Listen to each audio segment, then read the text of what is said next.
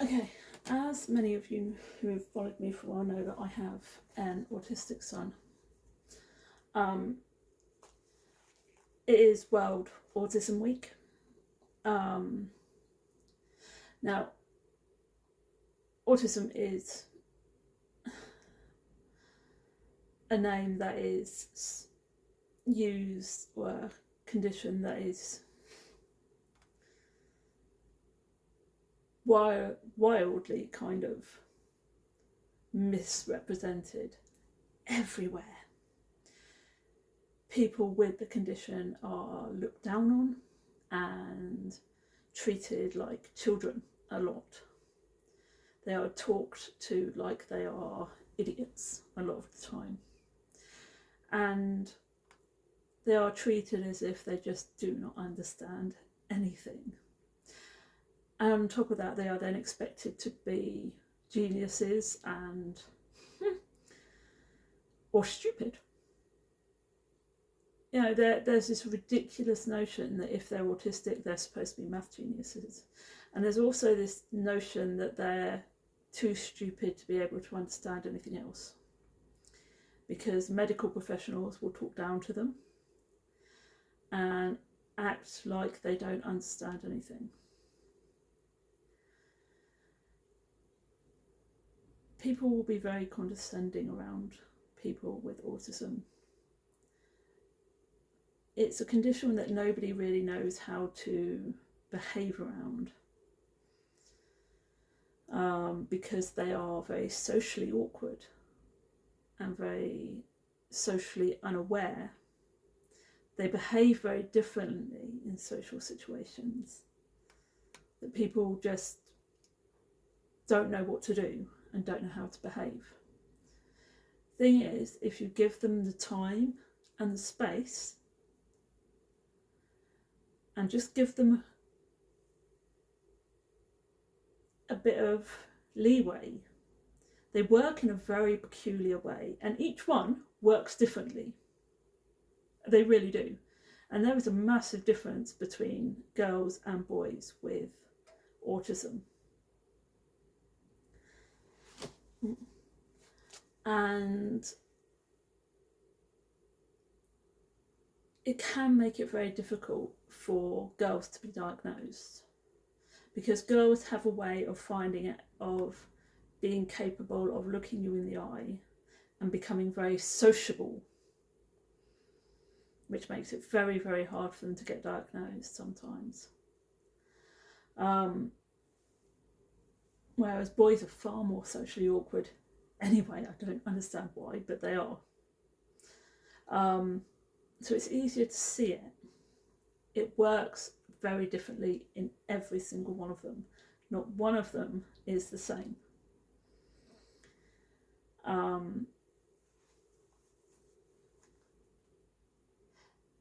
Now, over the years, there have been many sort of scientific kind of, or weird kind of journals that have come out saying they can cure it. Autism can't be cured. It's not a disease.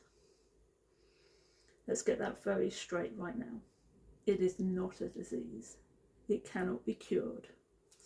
People with autism are born with it. You are born with autism. Okay? And it's that simple. You can't catch it. It's not contagious. Okay? You either have it or you don't.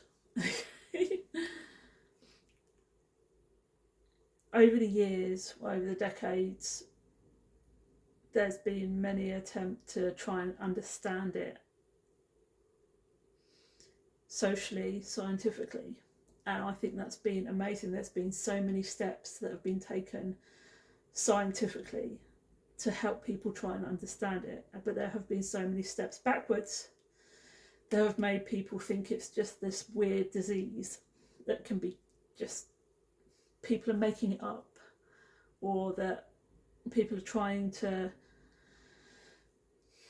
I don't know. It's been very strange kind of over the years watching people try to explain away autism like it's nothing, or that it's shouldn't impact people the way that it does, or that it really isn't as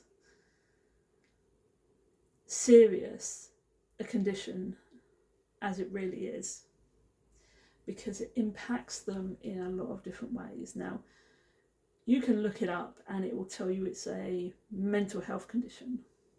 You can also look it up and it will tell you it's a learning disability. Now, it is a learning disability, not in an intellectual way. Now, I will tell you this one thing. There are people with autism that also have a learning and intellectual disability. Okay? But there are many, many autistics that are highly intelligent. Okay? What happens with autistics is that their learning disability is with general life.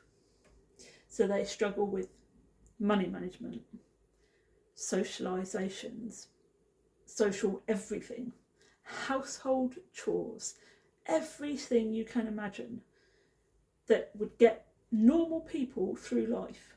See, my son can't touch bins. He has an issue with bins. Can't touch them. It makes my life hard work. He doesn't mean it. He can't help it. There are bins all over my house. There is a bin in his bedroom. There's a bin in there. And he can't touch them. So when his bin gets full, I have to empty it. And I have to put a new one in. And I have to do it in such a way that he doesn't touch it. And nothing in his room touches it either. Because if anything touches the bin I'm removing, or the new bin that I put in, I have to sterilise his room. Because he panics. Yeah. So we have, they have a lot of issues. There's a lot of sensory issues with autistics as well. So on top of struggling with general household chores, they have the sensory issues on top of it. Now, sensory issues amongst autistics will change depending on the person and what the issue is. Some have issues with their sight, so they'll have things with bright lights. They can't handle bright lights, so they'll wear sunglasses. Some will have issues with sound, so if things are too loud, they might wear ear defenders or things that block out the sound. Okay. And obviously things with touch and taste. They won't be able to eat certain things. They won't be able to touch certain things. They're quite normal with people with autism. And that goes right across the spectrum.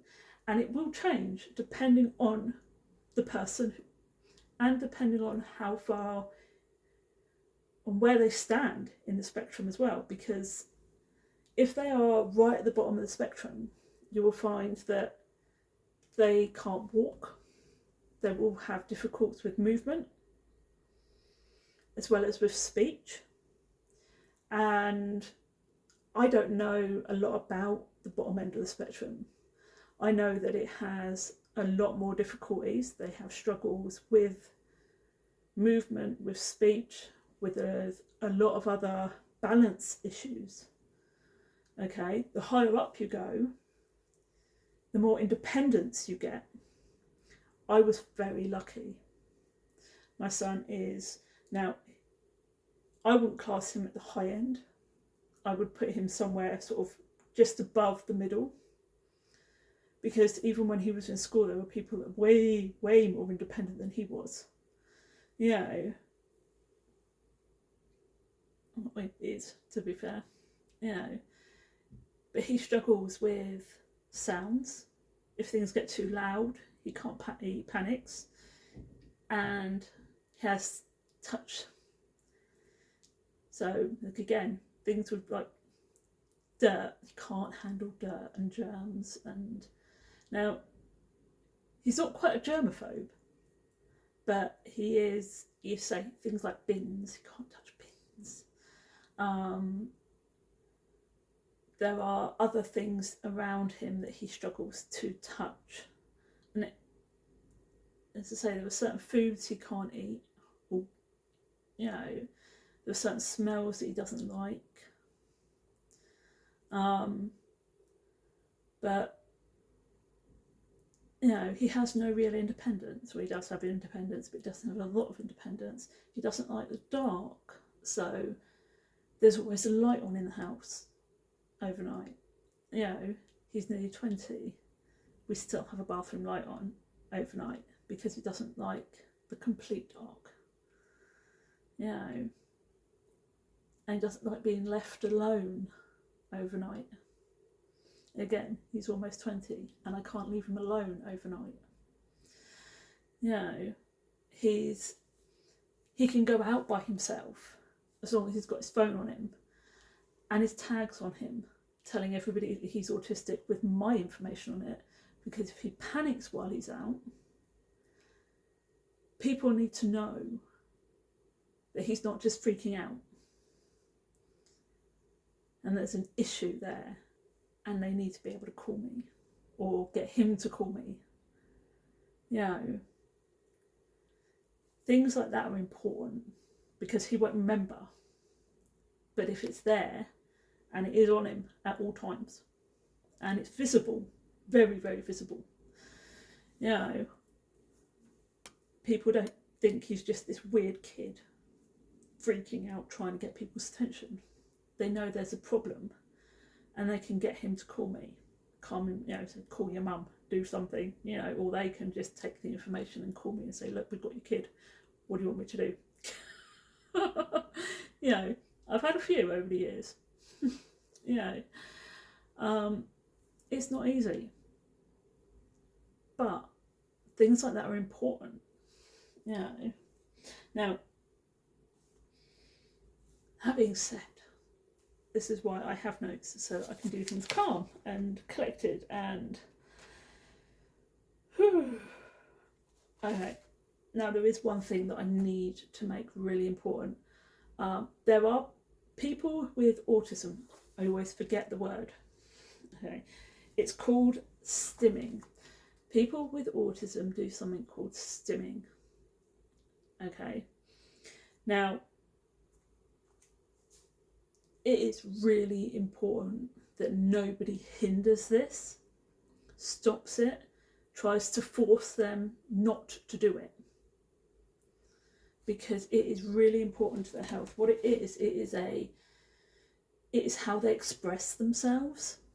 It's how they show joy, happiness, or any kind of real emotion. Some of them will use their hands. Some of them will have words, phrases, sounds even, like just general kind of sounds.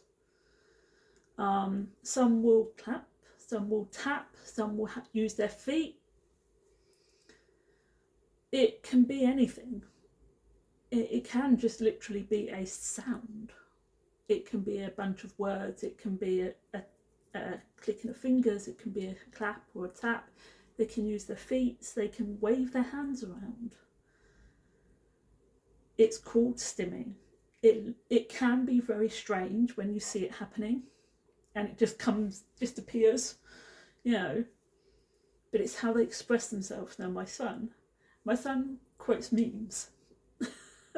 It's how he kind of expresses himself, and it's really strange when you first see it or hear it, but when he does it, it's because he's really, really happy, but it's how he expresses his emotions. He will just quote memes at you, and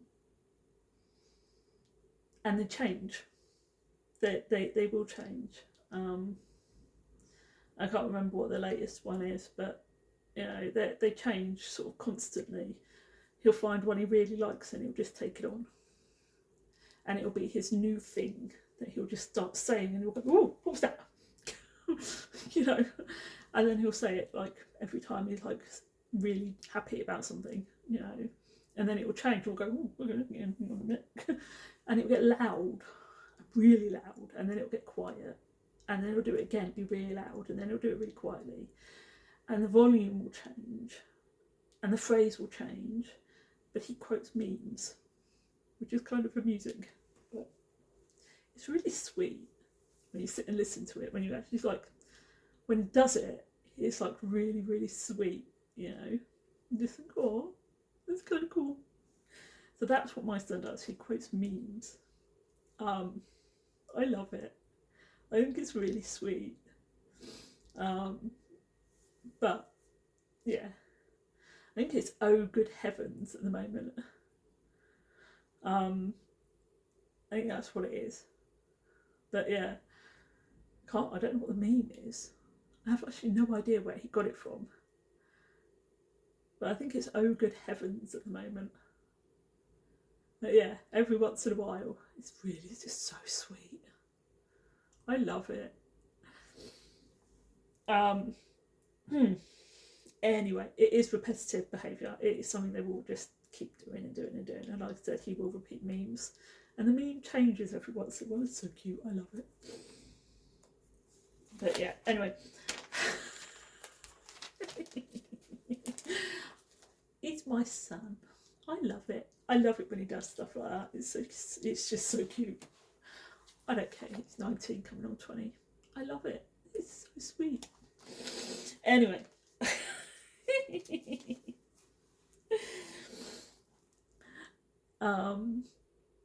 And he sounds really British as well, but it sounds really odd, doesn't it? I mean, I am English, just so is he, but he does. He's like, oh, good heavens. He does. Every time. It's so funny. And I think it's oh, good heavens. It might have been the old one, the one before that, but he has done that one. It's so funny. It's so cute. I love it.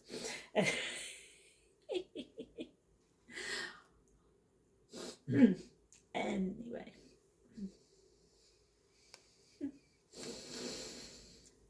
We continue.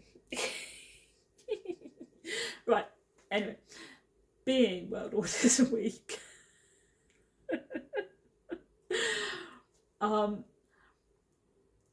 As of the 2nd of April, it will be officially actual World Autism Day. And it's called Light Up Blue, where you wear blue specifically on that day to show your support for autism. I do not have a lot of blue, and I'm doing this video today, not on the 2nd of April. But this and my blue jumper are pretty much the only blue actual clothes I own. But Light Up Blue happens on World Autism Day, which is on the 2nd of April. It's where you wear blue in support of autistics and those on the autism spectrum. Now, those on the autism spectrum or those with autism, there are a few symbols that are about. They each represent something different. My son, and in this house, he chose the puzzle piece. There is a rainbow for autism, and the rainbow is in all of the symbols, in all of them. There is a rainbow, the ASD rainbow is in all of the symbols, and they also put the original symbol in most of the symbols as well. So this is the puzzle piece, and the puzzle piece is the original symbol. It is the symbol for where they feel like they don't really fit in anywhere. It's the symbol he chose because he doesn't really feel like he fits in anywhere. So he chose this one. Now, they also bring out symbols in block colour, like that one.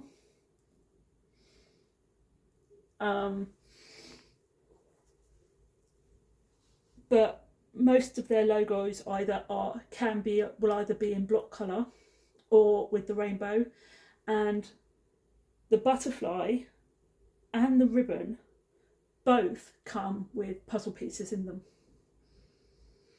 Okay, as I say, the puzzle piece is about not fitting in. It's about feeling disjointed from society. That is what it's about. It's where they just feel disjointed from society. They don't feel like they really fit in anywhere. You know? That is how my son feels.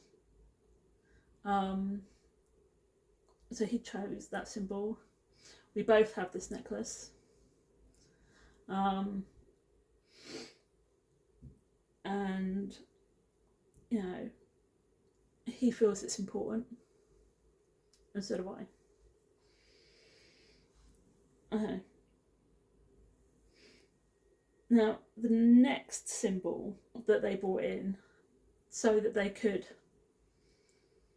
try to make autistics feel like they were part of society. All of these symbols were actually put together by autistic people. I'm going to say that right now. Autistic people made these symbols. It wasn't just put together by everybody else and just said, oh yeah, we're going to stick these symbols and these labels on them. Autistic people put these symbols together and said, this is how I feel, this is what it represents, this is what represents us as the autistic society, as the autistic group, as autistics in the world. This is how we feel, and this is what we want to represent us. But because there was a lot of autistics that didn't quite like the puzzle piece, there was an autistic who made a ribbon with the puzzle pieces in it and rainbow. So it was a rainbow puzzle piece ribbon. And it was, it kind of came into this where people started like, it was to show the diversity and the individualism. And not only that, but that of their families. You know, I mean, the ribbon was, it's that same ribbon that you see in cancer and other diseases, you know, but it was theirs because they'd put their puzzle piece and their ribbon in it. Their puzzle piece was there. They had adjusted it for them. This man, the autistics had almost decided that they needed one.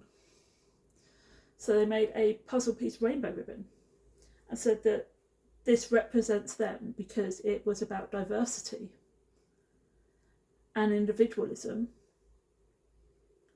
And it also represented that of togetherness with their families. And at the same time, because of what the ribbon itself stood for at the time, that ribbon was about showing, support, getting early access to interventions and making sure that they had the appropriate services for them at their fingertips. It was there to help them, to show that they had support in the medical profession as well. It wasn't just that autism wasn't just this made up condition, that they actually had medical support as well. So that ribbon showed to everybody around them that they had the support of everybody around them. They had the support of their families and the medical profession. That they had access to all the interventions they needed and to all of the support that they needed. So there is a ribbon out there, which is a rainbow ribbon, or there is a puzzle piece rainbow ribbon, which is there to show how much support they've got. Okay. And there's also the infinity logo is one of the newer ones. It is a rainbow infinity logo. It is there specifically to show neurodiversity. That is all it's for. The Rainbow Infinity logo is about neurodiversity. That is what it's for, that is what it shows. It is not really for anything else, but it is one of the newer logos that's out there. What they do is they do jewellery with the Infinity logo and the puzzle pieces. And they do, you know, as well as various other ones. And they generally do them, I think I found one for family members of autistics. So I think they're trying to sort of provide the Infinity logo through jewellery along with the puzzle pieces. I mean, that was a beautiful piece of jewellery, I must admit. But they were designed for the parents of autistics, not, you know, the autistics themselves. But I still thought it was really pretty. And the fact that people are actually thinking along those lines is actually really nice. You know, so if you know somebody who is like a mother or an aunt or grandmother of an autistic, jewellery like that is really, really special. You know, or even a sister, you know, or a brother, if they are trans or, you know, of that community, you know, because at the end of the day, that kind of support, they would notice that, you know, that kind of thing most autistics would notice rather than anything face-wise. They would notice this. They would notice a bracelet around their wrist. They would notice a ring. They would notice things like that way more than they'd notice like a rainbow on your cheek, or, you know, well, actually no, they'd notice a rainbow on your cheek, but I mean, it's personal, you know, and something they can wear daily. The newest one, sorry, I get all distracted by stuff like that because I think they're really pretty. But I do find that the actual newest symbol that they've got is the butterfly, and the butterfly is really pretty. They do have just an actual rainbow butterfly, and obviously they have, like with the ribbon, they've got like a puzzle piece rainbow butterfly, and it actually is all about change and diversity. That is literally where they, like all butterflies, it is about growth. One misconception about autistics is they do not change. They cannot grow as people.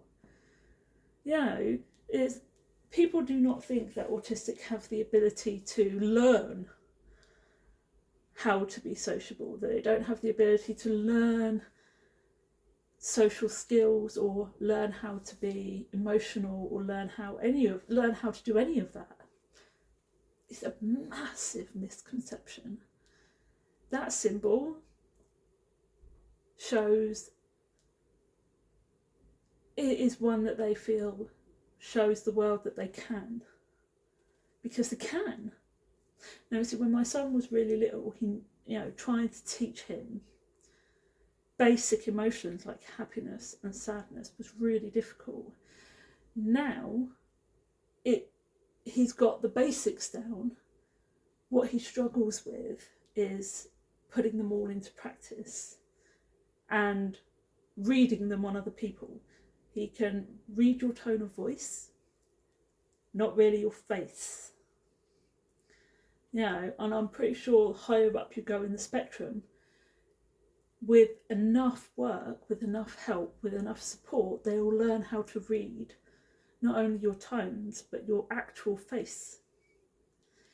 People with autism have this ability to change. They grow and develop some skills. You know, all they need is somebody to put the work in with them. They need that support system. and people to put the work in with them, to show them and to teach them, and it to be a constant kind of, this is what it is, you're doing really well, and that positive affirmation. It is hard slogging. It took years just to get the basics of happiness and sadness down. You know, I mean, it left primary school with, I think, happy, sad, and anger and annoyance. That's it. He did not understand the concept that feelings and emotions, he still struggles with the concept that feelings and emotions are not the same thing. He doesn't understand that. He knows that they are two different things, but he doesn't understand why. He still can't quite grasp that one. He has no emotion, no empathy, but he can feel sympathy. And he understands that too. He understands that he feels sympathy for other people, but he doesn't feel any empathy for people. So he can't empathise with somebody, but he can sympathise with somebody. And it makes it really difficult for him to connect. And see, and this is the one thing about people with autism, is people find them really, really cold. People really cold-hearted. He has been told he is cold-hearted so many times, and it really hurts him because he's not, you know. But because he doesn't empathise with people, he can't build that connection. But he can sympathise with you, you know, sometimes. And even that kind of comes and goes. So just because somebody with autism can't do one particular thing doesn't mean they could never do it. You know, it's one thing we've kind of figured out, and it can be, and I'm not saying it always is, but to a point, autism can be quite a selfish condition because they are very them-orientated. Now, I'm not saying that it is completely selfish, because it's not in the slightest. Because when they care about you, they will give themselves to you. They will help you when they can. They will be there for you. They will be caring. They will be loyal. They will almost attach themselves to you. And don't ever, ever walk out on them. That will never happen as far as they're concerned. You can't do that. But they will be in their lives as and when they decide. So if you are a friend, you're a friend all the time for the rest of your life. You're never going anywhere. But at the same time, it doesn't matter if you don't speak to them constantly, because that won't matter to them. But if you're having a hard time, you can give them a ring and they'll kind of listen. They won't give a shit. But they'll listen to it and they'll not give a shit about any of it. And then they'll change the subject. And they'll just carry on. But it's kind of how they work. It's a bit weird, it's a bit strange, but give them that leeway, and it works in its own weird way. Like I said, he has one friend that he's had for many, many years, and since he's gone off to uni, they've barely spoken, but when they do speak, it's like he's never been away. It's kind of cool. Yeah. You know, so they can build lasting friendships. It's just not the same way as other people do. You know, and as hard as it is to understand, they do not connect to people the same way others connect to people. They latch themselves to people that they find that interest them, that they find they like a lot more, that they have things in common with. they will latch themselves to. And then that's that. And that's pretty much how they work. But there are some out there that can find that empathetic nature. And it just takes time for them to build it and learn it and understand it. You know, they are fascinating. And they generally have one subject that they will just learn. And and it'll be an intense learning. They will focus on it. And they will stay focused on that one subject. With my son, it's history. Loves history. Which I don't mind, because I have a massive love for history. So I don't mind so much. But he doesn't like the fact that I love English as well. So he ignores all of that and just throws a load of history at me. But he's just finished learning how to read hieroglyphics, you know, ancient Egyptian hieroglyphics, and I'm sitting there going, what the fuck? So, and now we're moving on to Sumerian and Mesopotamian civilizations, and I'm sitting there going, huh? Help. I won't have a clue what the fuck he's talking about half the time. But it's definitely going to be one hell of a ride over the next few months while he learns this.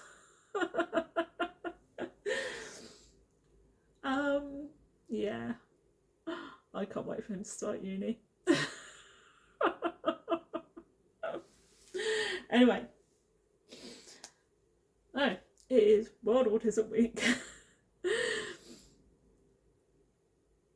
And yeah, be kind to people around you.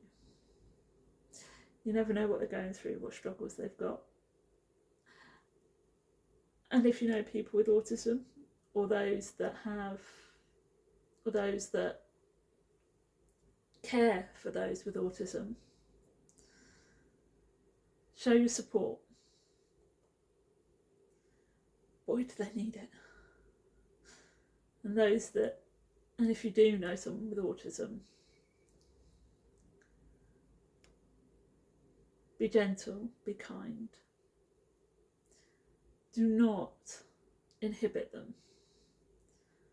Okay? They are fascinating people. Generally more fascinating than normal people. And they can teach us a hell of a lot. I'm going to go.